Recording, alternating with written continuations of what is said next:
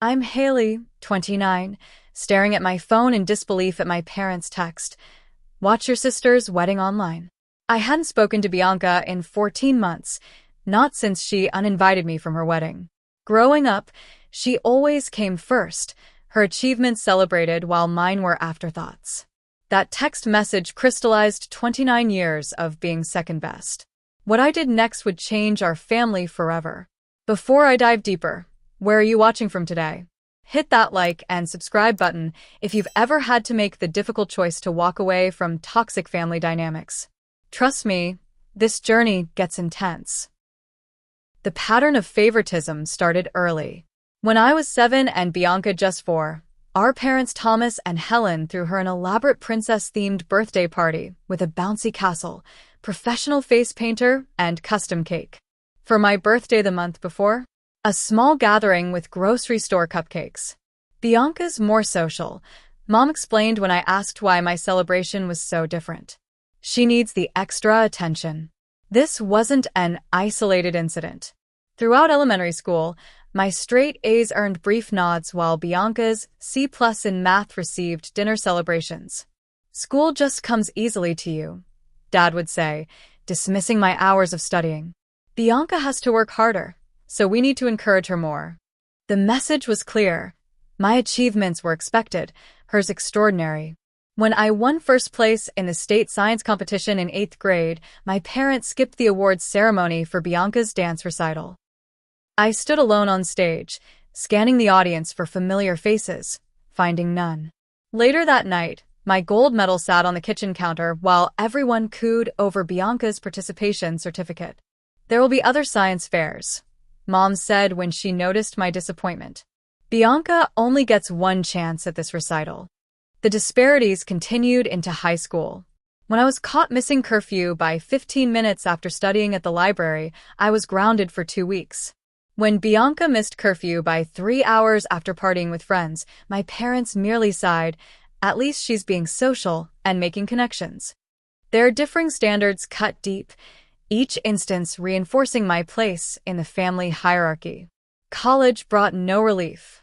I attended State University on a partial scholarship, working 20 hours weekly at the campus bookstore to cover remaining expenses.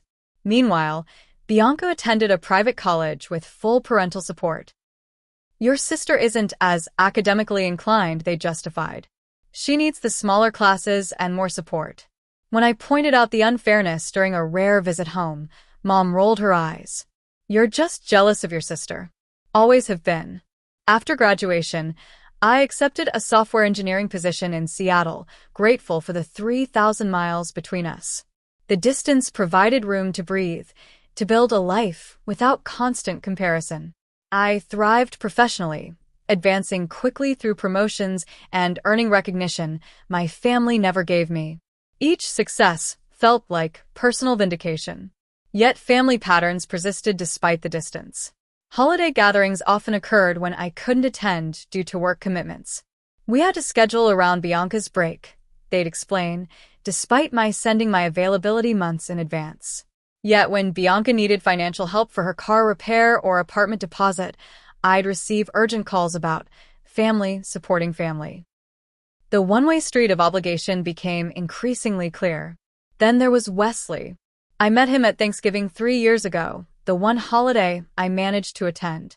Wesley was my cousin Ryan's college roommate, invited because he couldn't travel home. We connected instantly over shared interests in hiking and classic films. For 3 days, we talked endlessly, exchanging numbers before I returned to Seattle. Our texts and calls continued for weeks, until they suddenly stopped. I later discovered why. He'd met Bianca during a visit to Ryan's apartment. Within months, they were dating. I tried addressing these patterns during a rare phone call with my father. Dad, I feel like there's always been different rules and expectations for Bianca and me. His response was dismissive. That's ridiculous, Haley. We've always treated you both exactly the same. The gaslighting hurt worse than the favoritism itself. Denying my lived experience invalidated decades of accumulated pain. Through therapy, I began establishing boundaries. I declined financial requests while still sending birthday and Christmas gifts. I scheduled visits on my terms rather than dropping everything for family emergencies that usually centered around Bianca. I built a circle of supportive friends in Seattle who valued me for myself. Danielle, my neighbor-turned-best friend, became the sister I wished I'd had. My boss Kelsey recognized my talents and became a mentor. Slowly, I created the validation externally that my family never provided. By the time Bianca and Wesley's relationship became serious, I'd achieved a fragile peace with my family dynamics.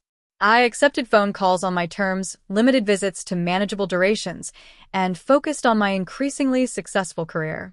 I thought I'd found the balance between maintaining family connections while protecting my mental health. Then came the engagement announcement that would unravel everything.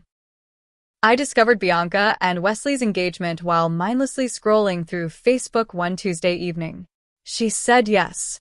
Wesley's post proclaimed, featuring a beaming Bianca flashing a diamond ring against a sunset backdrop at Mount Rainier, ironically, a hiking spot I'd recommended to him when we were close.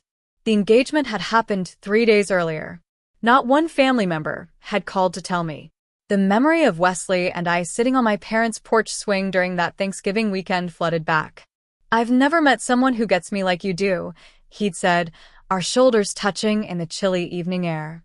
We'd made plans to meet in Portland, halfway between my Seattle home and his Portland apartment, plans he canceled last minute. 2 weeks later, Bianca posted their first couple's photo. My phone rang the next morning. "Isn't it wonderful news?" Mom gushed, not acknowledging I'd learned about my sister's engagement through social media. "We're thinking June for the wedding. The country club has a perfect venue. You'll need to request time off work." "How long have you known about the engagement?" I asked, trying to keep my voice steady. "Oh, Wesley asked for your father's permission last month. We've been bursting to share the news, but Bianca wanted the proposal to be a surprise." The fact that everyone knew except me stung like salt in an open wound. Later that week, Aunt Patricia called, my mother's sister who had always seen through the family dynamics. "I saw the announcement," she said gently. "Are you okay, honey? I know about your connection with Wesley." "It was nothing serious," I lied, staring out my apartment window at Seattle's drizzling rain. "Just a brief friendship." "Well, I'm here if you need to talk." Family situations can be complicated. The understanding in her voice nearly broke my composure. Despite my misgivings, I initially decided to attend the wedding. This was my sister's important day, and perhaps being there could begin healing our fractured relationship. I budgeted for appropriate attire, researched flights, and marked vacation days on my calendar. I even sent Bianca a congratulatory text. "So happy for you and Wesley. Looking forward to celebrating with you both." Her response came hours later. "Don't make this about you, Haley." No thank you, no acknowledgement of my olive branch. Just immediate defensiveness. I stared at those 7 words for 10 minutes, trying to understand what I'd said wrong. Over coffee the next day, I confided in Danielle about my fears regarding the wedding. "I'm walking into a minefield," I admitted. "But skipping my only sister's wedding would permanently damage our relationship." "Just be prepared for drama," Danielle warned, squeezing my hand. "And know you can call me anytime during the weekend if you need backup." I booked non-refundable flights and a hotel room, spending nearly $2,000 I'd been saving for a coding boot camp.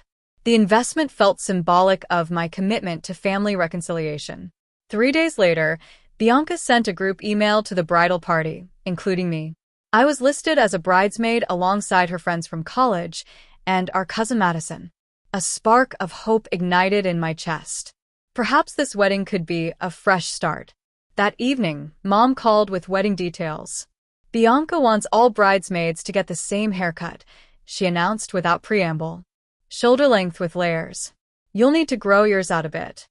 I touched my pixie cut, which I'd worn for years. "Mom, my hair won't grow 6 inches in 3 months." "Well, figure something out, Haley. This is your sister's special day."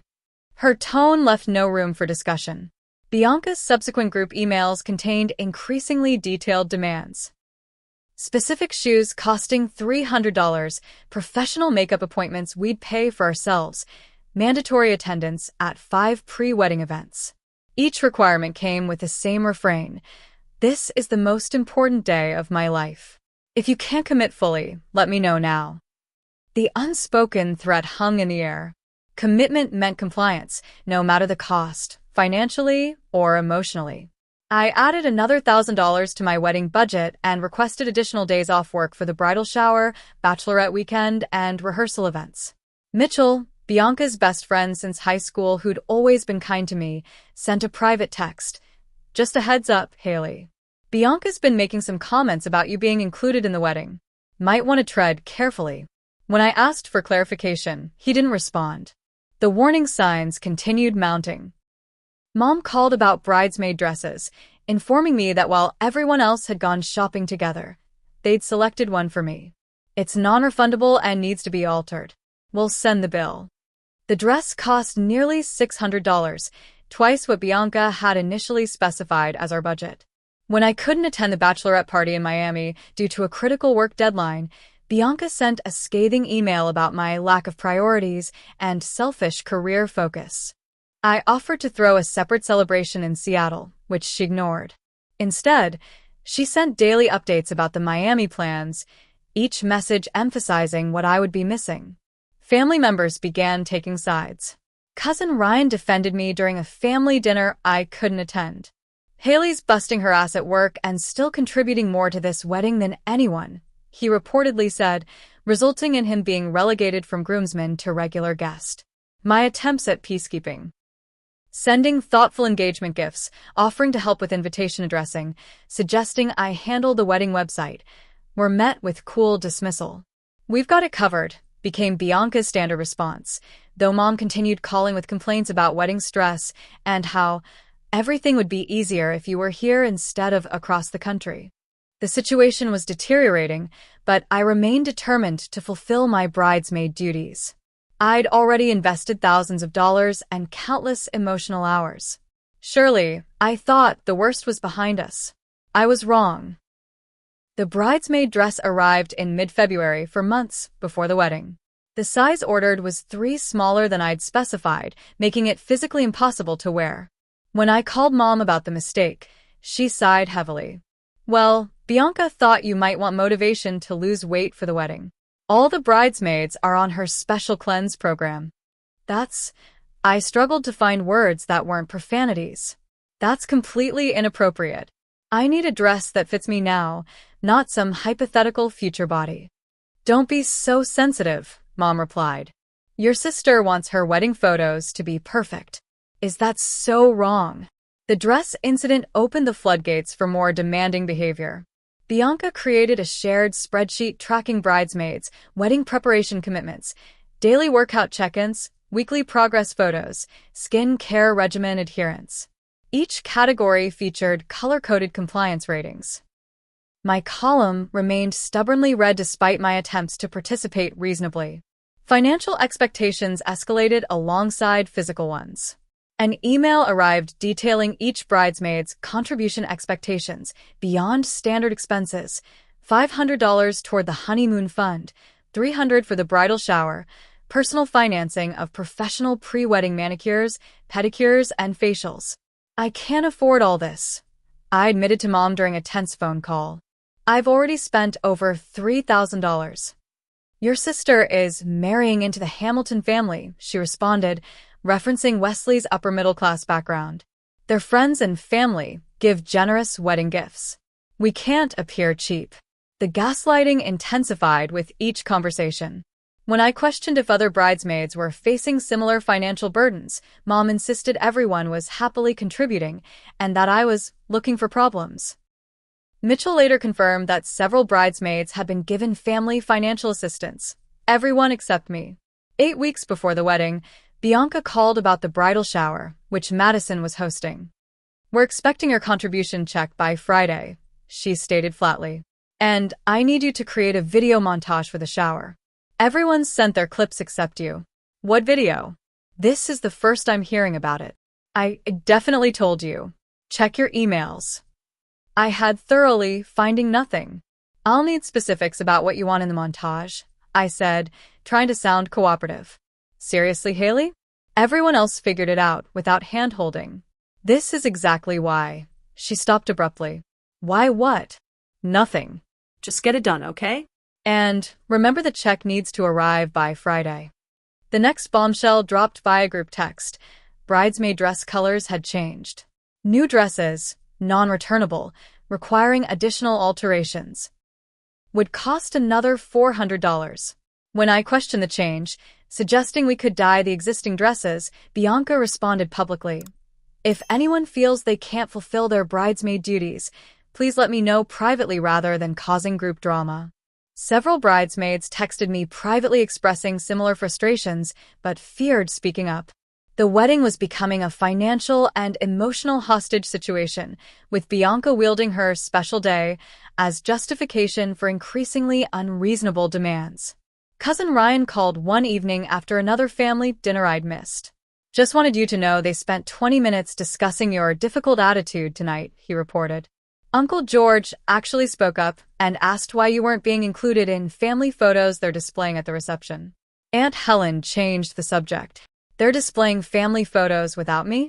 The exclusion felt deliberate and pointed. I wanted to warn you. Things are getting weird here, Haley. Wesley seems uncomfortable with how you're being treated, but he's not saying much. My stomach tightened. Has he mentioned our prior friendship? No, but Bianca makes strange comments whenever your name comes up. Something's definitely off. 2 weeks later, the bachelorette weekend occurred without me. Instagram showed the bridesmaids in matching swimsuits on Miami Beach, wearing custom Team Bride sun hats I'd helped design but received no credit for. Bianca's caption stung. So grateful for friends who prioritize my happiness. #best bridesmaids ever. Throughout this period, I continued reaching out with offers to help remotely, addressing envelopes, creating wedding playlists, researching honeymoon activities. Each offer was declined with increasing irritation. If you really wanted to help, you'd be here, became the refrain, disregarding my work commitments and financial limitations. Future sister-in-law Veronica, Wesley's cousin, sent a particularly cutting text after I missed a weekday lunch for out-of-town wedding guests, an event scheduled with 1 day's notice.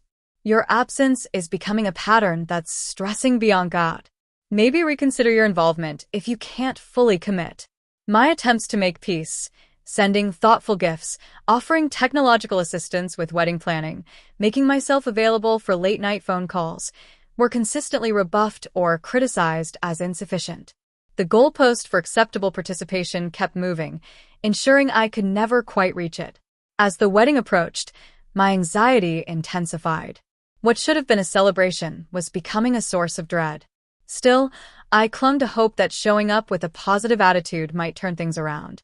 Then came the devastating phone call that would change everything. We need to talk about your role in the wedding, Bianca began without preamble when I answered her call 6 weeks before the big day. Her voice carried the artificial sweetness she used when delivering bad news. I've been thinking that having you as a bridesmaid might be putting too much pressure on you. My stomach dropped. What do you mean?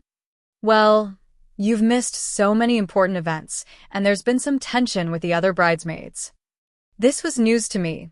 Besides Veronica, the others had been cordial in our limited interactions. I think it might be best if you attended as a regular guest instead. The careful phrasing couldn't disguise what was happening. I was being demoted, pushed further from the inner circle. Bianca, I've spent thousands of dollars on bridesmaid expenses. I've taken time off work. I've tried to participate in everything possible from across the country. See? This is exactly what I mean. You're making this about money and inconvenience instead of my happiness. Her voice sharpened. This is supposed to be the happiest day of my life, and I don't need your negativity. I wasn't being negative, I was just... Mom and Dad agree with me. They think it would be less stressful for everyone. The revelation that my parents had participated in this decision without speaking to me directly cut deeper than the demotion itself. Did they suggest this, or did you? Does it matter? The point is we all think it's for the best. I sat in stunned silence on my couch, Seattle rain pattering against my windows, matching the tears I refused to let fall during the call. What about the dress? The flights? Everything I've already paid for. You can still come to the wedding, she said, as if offering a generous concession. Just not as part of the bridal party. After hanging up, I called my parents, hoping they might offer some explanation or comfort. Dad answered, his voice guarded. Your sister is under a lot of stress, Haley. The wedding planning is overwhelming her. And removing me from the bridal party helps how exactly? Don't take it personally. It's just easier for her to work with bridesmaids who are local. The excuse rang hollow. Madison was flying in from Chicago, even farther than my Seattle to Boston trip. You could have talked to me directly instead of letting Bianca deliver the news. We thought it would be better coming from her. Translation: they'd lacked the courage to face me themselves. That evening, I received a text from Wesley's mother, Margaret, whom I'd met briefly at the engagement party. Just heard about the bridesmaid situation. Aaron, and I want you to know we think it's uncalled for. Wesley seems uncomfortable with the decision, but says Bianca was insistent. The next morning brought the official uninvitation email, clinical in its formality. After careful consideration of family harmony and logistical concerns, we've revised the wedding party arrangements. It continued with bullet points about returning the bridesmaid dress for partial credit and instructions to arrive at the ceremony 30 minutes later than the time on my formal invitation. The email was signed from Bianca and my parents, a united front of rejection. At work the following day, I broke down in the middle of a team meeting when my project manager asked about my upcoming time off. I might need to adjust those days. I managed before tears overwhelmed me. Kelsey, my boss, guided me to a private conference room. What's going on, Haley? This isn't like you. The whole story poured out.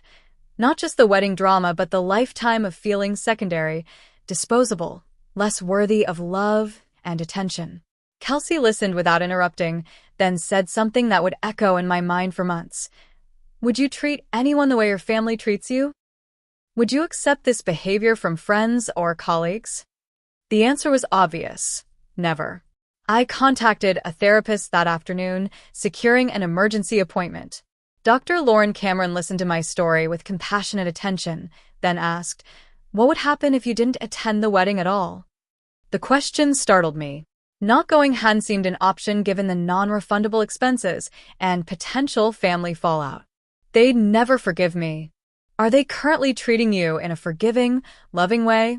She countered gently. That evening, I calculated my wedding-related expenses, $3,875 in non-refundable costs. The financial loss would hurt, but Dr. Cameron's question resonated.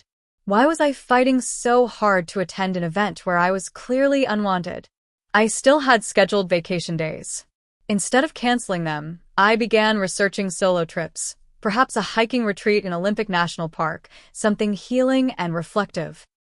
The idea of spending those days in nature rather than tension-filled family obligations felt like oxygen after years of suffocation. Veronica's venomous text arrived the next day. Bianca told me about your dramatic reaction to the bridesmaid adjustment. For someone who claims to care about her sister, you're making everything worse. Your absence from the bridal party will be for the best. The photos will look more cohesive anyway. Wesley's parents called unexpectedly that weekend. We wanted to check on you, Aaron said, genuine concern in his voice. This situation doesn't sit right with us. Wesley hasn't said much, Margaret added, but he seems troubled by how you're being treated. We want you to know not everyone supports what's happening. Their kindness nearly undid me. Thank you, I managed. That means more than you know. As the wedding approached, family communication dwindled.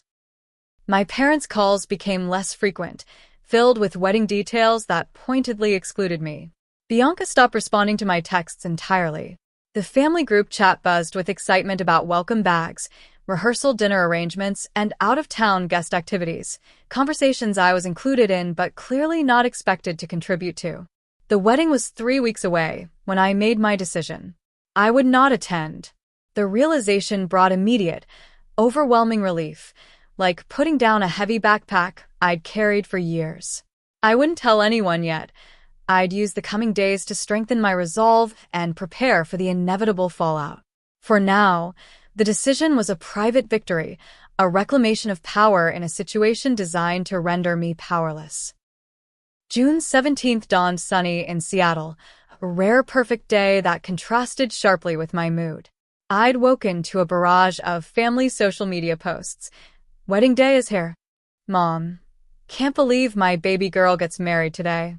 Dad, and dozens of arrival photos from relatives at the Boston venue. Nobody had called or texted me directly, my absence apparently unremarkable. I'd spent the previous evening preparing my apartment for a self-care day, comfort foods in the refrigerator, favorite movies queued up, phone set to do not disturb for everyone except Danielle and Aunt Patricia. My wedding outfit hung untouched in the closet, tags still attached, a visual reminder of paths not taken. At 10:17 a.m., my phone vibrated with a text from an unexpected source, my parents' joint number. Ceremonies starting soon. Watch your sister's wedding online. Link. Password. Bianca Wesley forever. No personal message, no acknowledgement of my uninvitation or absence. Just a live stream link, as if I were any distant acquaintance unable to attend. Before I could process this bizarre olive branch, or was it a final twist of the knife, another text arrived, this one from Bianca herself after weeks of silence. Don't ruin this for me by commenting or drawing attention to yourself on the live stream chat. Some of Wesley's family still doesn't know why you're not here. The implication was clear. A cover story had been created to explain away my absence, one that likely cast me as the villain. I sat at my kitchen table, staring at both messages, a storm of emotions swirling through me. Part of me wanted to ignore the link entirely, a final boundary-setting act. Another part felt morbidly curious about this event I'd invested so much in, emotionally and financially. After 20 minutes of internal debate, I opened my laptop and clicked the link. The password granted access to a professional live stream showing the country club's garden, decorated with white roses and blue hydrangeas, my favorite flowers, ironically. Guests were still being seated, the string quartet playing softly in the background. I recognized faces as the camera panned across arriving family members, Aunt Patricia looking uncomfortable in a lavender dress, Uncle George checking his watch repeatedly, cousins Ryan and Madison whispering to each other with serious expressions. No one looked particularly joyful for a wedding day. The camera settled on the front row where my parents sat stiffly, Mom already dabbing at tears with a monogrammed handkerchief. The minister took his position, followed by Wesley and his groomsmen. Wesley's expression surprised me, not the beaming anticipation of a man about to marry his beloved, but something closer to resignation. I prepared myself a cup of tea, oddly detached as I watched this ceremony unfold 3,000 miles away. The program flashed briefly on screen, a list of wedding party members, ceremony elements, and family acknowledgements. My name appeared nowhere, not as a removed bridesmaid, not as the bride's sister, not in the family thank you section. I had been completely erased. The bridesmaids processed down the aisle, now numbering 5 instead of 6, wearing the blue dresses I'd paid for but never worn. Madison, walking last, glanced briefly at the empty seat next to my parents, the space presumably reserved for me, before taking her place at the altar. Then came the moment I'd both dreaded and morbidly anticipated. Bianca appeared at the end of the aisle on our father's arm. Her dress was indeed stunning, a cascade of lace and crystals that caught the sunlight. But her expression matched Wesley's, tense, performative, lacking the radiance one expects from a bride. As Dad delivered Bianca to Wesley's side, the camera caught my mother's speech to surrounding guests.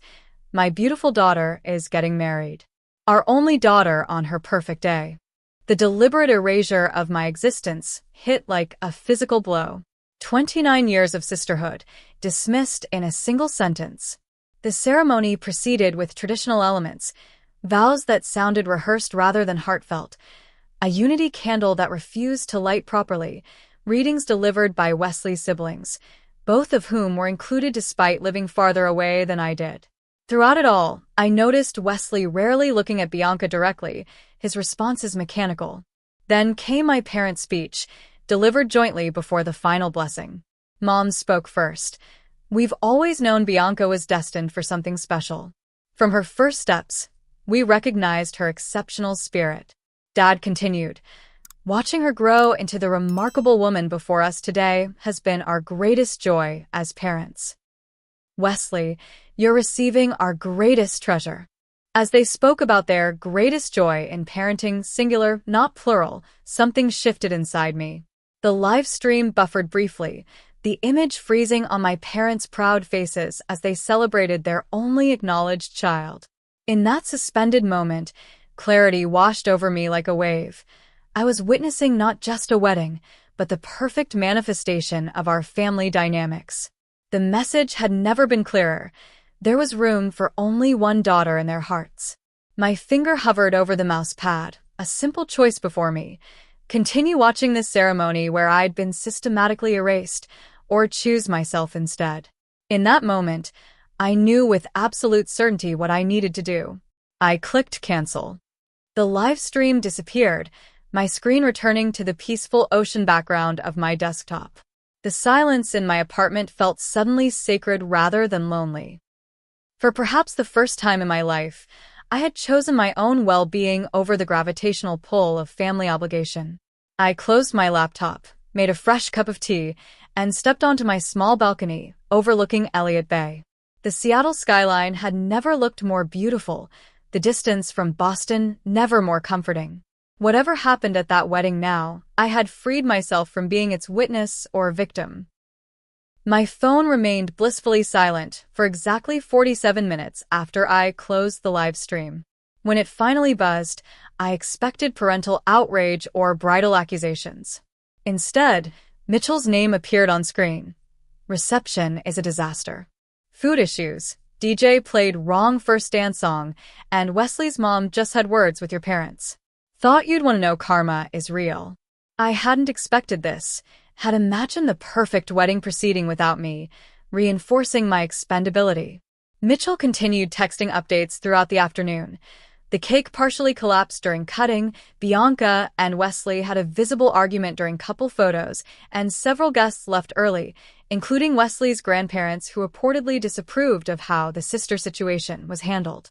Social media told its own story as the day progressed. Early ceremony photos showed forced smiles and proper poses. Reception images revealed increasing disarray. Bianca looking tearful rather than joyful, Wesley engaged in intense conversation with his parents rather than mingling with guests, my parents sitting alone at the family table while others danced. Cousin Ryan sent a video that evening, the father-daughter dance where Dad stepped on Bianca's dress train, causing her to stumble and snap at him before storming off the dance floor. "Thought you might enjoy this karmic moment," Ryan's message read. "Missing you here. Several people have asked where you are." The first parental contact came near midnight Boston time, a voicemail from Mom slurring slightly from wedding champagne. "I noticed you logged off the live stream. After everything we did to include you, you couldn't even watch your sister's special day. Always making everything about yourself, Haley. The wedding was perfect without you, but you've upset your father deeply." I deleted the message without returning the call, a small act of self-preservation that would have been unthinkable months earlier. The following day brought surprising news from multiple sources. Mitchell reported that Bianca and Wesley had separate airport transfers for their honeymoon departure. Aunt Patricia called to say the wedding planner had quit mid-reception after Bianca threw a champagne glass during a dispute about the seating chart. Madison shared that several bridesmaids were comparing notes about money they'd spent on last-minute demands. Most unexpected was the text from Wesley 3 days after the wedding, while supposedly on his honeymoon. "I owe you an apology, Haley. What happened with the wedding and your exclusion wasn't right. There's a lot you don't know." I waited a day before responding, unsure of appropriate boundaries with my new brother-in-law. "I appreciate that, Wesley. I hope you're enjoying your honeymoon." His reply came quickly. "We're not on the honeymoon. Bianca flew to the resort. I'm at my parents' house. This marriage was a mistake rushed for the wrong reasons." 2 weeks later, Wesley called. Against my better judgment, I answered. "I need to explain some things," he began. "When Bianca and I started dating, she was fixated on how close you and I had been during that Thanksgiving. She would question me constantly about our conversations, what we shared, if there had been anything romantic. There wasn't, I clarified, though the potential had certainly existed. I know that. But Bianca built it into something bigger in her mind. When we got engaged, she became obsessed with the idea that you might somehow interfere or outshine her. The bridesmaid invitation was her mother's idea. Appearances matter to your parents. The systematic exclusion afterward was Bianca's way of controlling the narrative. But why did you go along with it? I asked the question that had haunted me. Wesley sighed heavily. Weakness. Conflict avoidance. By the time I recognized the pattern, wedding plans were advanced and both families were invested. I told myself it would get better after the pressure of wedding planning passed. He paused. I was wrong. The day after the wedding, Bianca admitted she's been resentful of you for years. Your career success, your independence, the way certain family members admire you despite your parents' favoritism. The revelation stunned me. While I'd spent years feeling inferior in the family hierarchy, Bianca had apparently harbored her own insecurities. I never knew she felt that way. She wouldn't want you to know. It would undermine the narrative that you're the difficult one. Wesley's voice softened. For what it's worth, your absence was noticed. My parents especially thought the situation was handled terribly. After Wesley's call, more pieces fell into place. Aunt Patricia visited Seattle the following month, staying in my guest room for a weekend of honest conversations. Your parents have always struggled with your independence, she explained over coffee at Pike Place Market. Bianca's need for constant validation made her easier for them to understand. Your self-sufficiency made them feel unnecessary.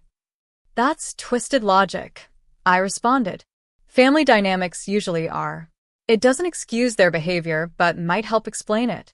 She squeezed my hand. I should have intervened more when you were younger. I saw what was happening but told myself it wasn't my place. More revelations followed as family members, freed from wedding obligations, began reaching out independently. Cousin Ryan shared that Bianca had specifically instructed the photographer to crop me out of any family photos used in the wedding. Uncle George confessed he'd questioned my parents about my absence, receiving vague explanations about Haley's choice not to participate fully. Most surprisingly, my childhood friend Amber, who'd attended as Wesley's family friend, called to reconnect. The things Bianca said about you didn't match the Haley I grew up with. I should have reached out sooner to hear your side. Meanwhile, the newlyweds' troubles escalated. According to family gossip, Bianca returned from her solo honeymoon to find Wesley moved back with his parents. A separation was announced 6 weeks after the wedding, with Wesley filing for annulment citing fraud and misrepresentation, terms that raised eyebrows throughout both families. My parents finally called in late July, their first direct contact since the wedding day live stream link. We may have handled some things poorly, Dad began, the closest thing to an apology I'd ever receive. The wedding was more stressful than we anticipated. I'm sure it was, I replied neutrally, unwilling to make their emotional comfort my responsibility. Bianca and Wesley are having some challenges, Mom added. She could really use her sister's support right now. The request was so typical, expecting me to provide emotional labor after months of exclusion and hurt, that I almost laughed. I'm not available for that role currently, I said instead, my therapist's boundary-setting exercises paying off. I wish her well, but we need time and space before considering any reconciliation. Their surprise at my refusal was palpable. For the first time, I wasn't falling in line with family expectations. The conversation ended awkwardly, with promises to talk soon that felt hollow. As summer transitioned to fall, I focused on rebuilding my life without the constant undercurrent of family drama. Work provided healthy challenges and recognition. New friendships developed through a hiking group and community garden project. I began dating Brandon, a software developer with a close-knit, functional family who found my family stories almost unbelievable. The most healing connections came from extended family members reaching out independently. Aunt Patricia's weekly calls became a cherished routine. Cousin Ryan visited during a business trip, bringing family news without the toxic dynamics. Even Wesley's parents sent a thoughtful birthday card, a small acknowledgement that family connections could exist outside traditional boundaries. By the time the annulment was finalized in October, just 4 months after the wedding, I had created enough distance to feel genuine sympathy rather than vindication. According to Mitchell, who remained a surprising ally, Bianca had returned to our parents' home temporarily, the failure of her marriage reinforcing unhealthy dependency patterns. She asked about you yesterday, Mitchell mentioned during one update call. Not in her usual way. She seemed genuinely curious how you're doing. That's progress, I suppose. I responded, neither closing nor opening the door to reconciliation. Time would tell whether genuine change was possible, but I no longer felt responsible for making it happen. 6 months after clicking cancel on the wedding livestream, my life had transformed in ways I couldn't have anticipated. The non-refundable vacation days initially planned for wedding festivities had become a solo hiking retreat in Olympic National Park, where I'd found unexpected peace among ancient trees and misty mountains. That week of solitude had sparked a passion for outdoor adventures, leading to regular weekend explorations of the Pacific Northwest with my newly formed hiking group. Wesley and Bianca's marriage officially ended after 4 months, their annulment granted on grounds that raised eyebrows but remained legally sealed. Wesley moved to Portland, occasionally sending brief, friendly texts that respected my boundaries while acknowledging our complicated connection. Bianca remained with our parents, her career plans once again taking secondary importance to emotional family entanglements. My relationship with Brandon evolved naturally, without the pressure or comparison that had characterized previous relationships. His healthy family dynamics initially felt foreign, parents who celebrated both children's achievements equally, siblings who supported rather than competed with each other. This is how family should work, he explained simply when I expressed surprise at his mother calling just to check in without an agenda. Therapy with Dr. Cameron continued bi-weekly, focusing less on family wounds and more on building the future I wanted. Family patterns don't disappear, she explained during one particularly insightful session, but you can recognize them early and choose different responses. That's where your power lies. This new understanding was tested when my parents called in December, 6 months post-wedding. We're planning a family reunion next summer, Mom announced. Bianca's excited about it, and we want to make sure you'll attend. Rather than immediately agreeing or rejecting the invitation, I asked questions. When exactly? Who would be there? Could I bring Brandon? The answers revealed the same old patterns. Dates chosen around Bianca's schedule without consulting mine, hesitation about including my new boyfriend, when family is already complicated enough right now. I'll need to check my calendar and get back to you.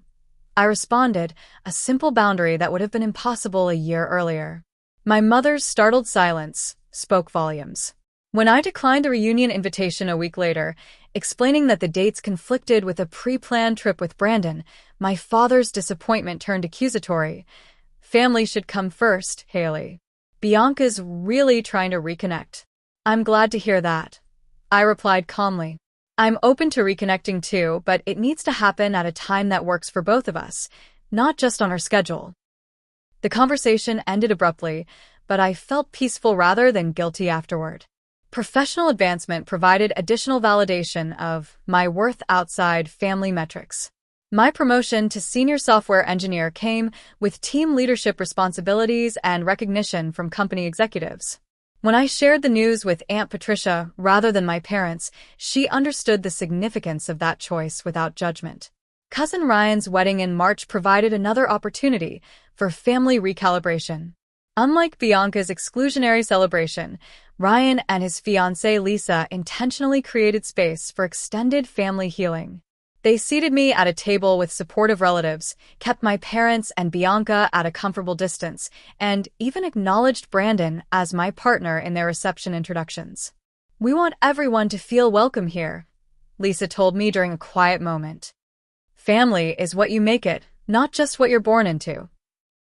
That philosophy resonated deeply as I continued building my chosen family in Seattle. Danielle remained my steadfast friend, now joined by hiking companions, work colleagues, and Brandon's warm circle. Sunday dinners at our favorite neighborhood restaurant became a tradition, the table expanding to include whoever needed community that week. My parents' slow recognition of consequences began approximately 7 months after the wedding. Their calls became less demanding, more tentative, as they realized I would no longer automatically accommodate family expectations. "You've changed," Mom observed during one conversation, her tone suggesting this wasn't entirely positive. "Eve grown," corrected Kentley. There's a difference. Bianca's path proved more complicated. According to family reports, she cycled between blaming Wesley for the failed marriage and acknowledging her role in its collapse. Her text messages to me evolved from accusatory to cautiously neutral, though true accountability remained elusive. "Sometimes I think about Thanksgiving 3 years ago," she wrote in her most vulnerable message. "Things might have been different if I hadn't felt so threatened by you and Wesley's connection." It wasn't quite an apology, but it acknowledged a truth previously denied. I responded with equal honesty. "I never intended to threaten you. If you're open to it, maybe we can talk about that sometime, not to rehash the past, but to understand each other better for the future." That conversation hasn't happened yet, but the possibility remains open. Healing family relationships after decades of dysfunction doesn't follow a tidy timeline. Some days bring progress. Others reveal how deeply entrenched the patterns remain. The difference now is that I no longer measure my worth by their validation. The most unexpected outcome of this challenging year has been the deepening of my self-trust. Each time I honor my boundaries, prioritize my well-being, or speak my truth without apology, I strengthen the relationship with myself that was damaged by years of family dynamics. That inner foundation makes all other relationships, with Brandon, friends, colleagues, and yes, even family, more authentic and satisfying. Looking back at that pivotal moment when I clicked cancel on the live stream, I recognize it as more than just closing a window.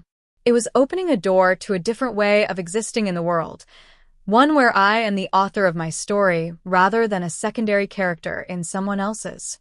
Have you ever had to make the difficult choice to step back from family dysfunction? What boundaries have you created that helped you heal? Share your experiences in the comments below.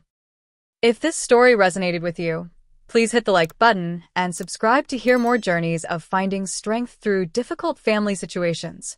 Remember, sometimes the most loving thing you can do for yourself and ultimately for others is to break unhealthy patterns, even when it feels impossibly hard. Thank you for listening to my story. Wishing you courage on your own path to authentic relationships.